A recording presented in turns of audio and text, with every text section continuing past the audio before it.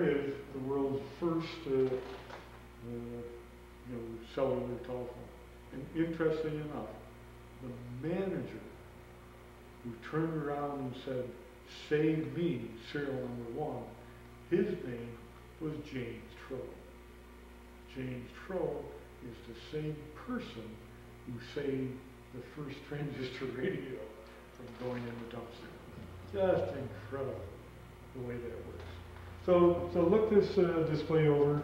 We also have other early cell phone equipment made here in Rochester by Harris Corporation. And we had some Motorola gear, some Bell telephone gear. Then we have the first, what would become known today, of course, as the handheld cell phone. This is the very first one. It's interesting that the model number and the price were the same. And the model number is 4,000. So this cost $4,000 in 1976. So just tell you a little bit about where we come since the cell phone days. Because these cell phones, of course, are free. You buy the service, you get the cell phone free. Interesting history.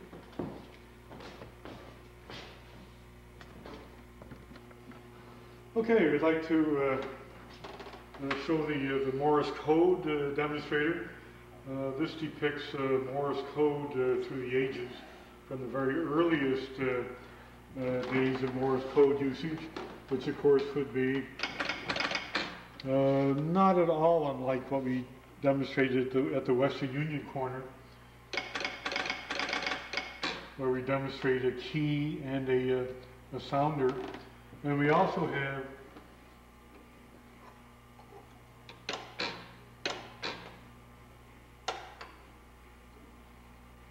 oh boy, I'll tell you.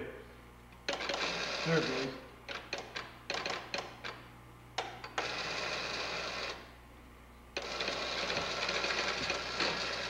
As you send the Morse code, let me do this. You have a knife switch back here.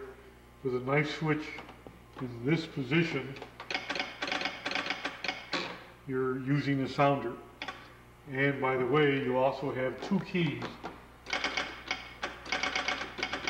You can demonstrate the semi-automatic key, the bug, making automatic dots, or the hand key. And if you put it in this position, every time you key it, you start the tape running, and as you key it, up here there's a little arm that comes up, and it's hitting the bottom of the paper. So it will ink the paper and show the Morse code. We use this sparingly because, quite frankly, we don't have a lot of paper. But if people are interested, by all means, go ahead and show them the inker in operation, because it's pretty unique. You don't see these working very often. And then we move on in time from the sounder. The next use was a spark.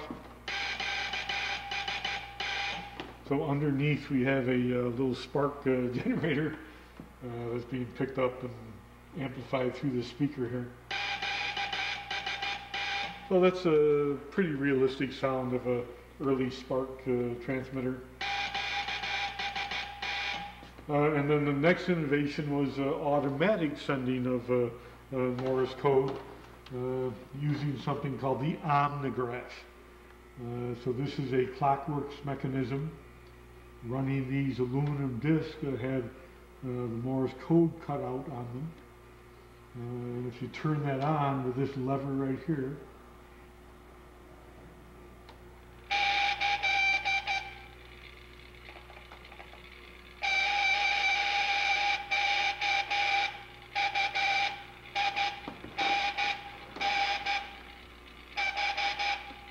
it's automatically sending the Morse code message, and it will repeat it over and over again. And this is a speed control.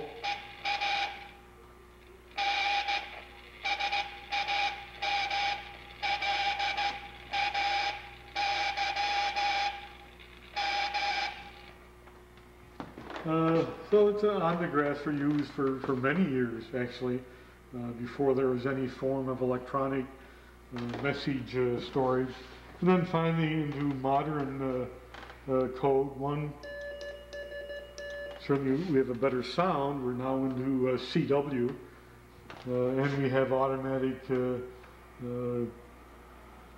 code transmitters and readers. So this will this device will actually read the code. Do not mess with the settings. You know, these are set, they're glued in place. The speed control should be right about the S on speed here, should be about right. And then it'll copy whatever you send. That was test. The last character is always slow in coming through. Just the way the system works.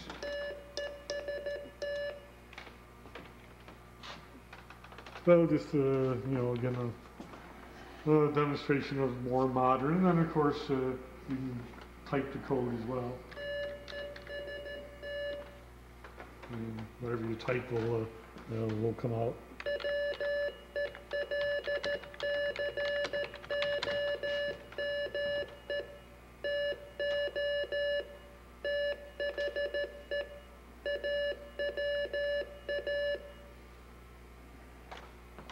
So you certainly need to, you know, there's some information here on actually how to use it and what all the items are. But this is about a World War II, probably just post-war, 46, 47 recordio. So it's a radio and a recorder. You can actually record records on here. So this is what you would do in home recorders before tape recorders, for example. Now when you play this, you just play it like a regular record player, and when you do that, we have already pre-recorded on here a welcome to the AWA. So when you play it, and it just repeats with 3 different cuts of the same message repeated 3 times. When you play this, it'll actually play a greeting welcoming people to the AWA Museum. So it's just it's a cute little thing to record, or to demonstrate. Do not try to record, although you can. It records very well. To record, interestingly enough, you lift this item all the way up, engage a gearing mechanism under here, so that when you record mode, it forces the groove to be cut in the record. So that's how you record. Here we have, for people who want to sit down and try their hand in shortwave listening, a working R390. And usually it sits here about 15 megahertz because on the Saturday and Sunday afternoons, 15 megahertz is a great propagation mode. We call on-the-job training. So these are all with the Fox. I didn't realize it extended to the... These are all shortwave broadcast stations.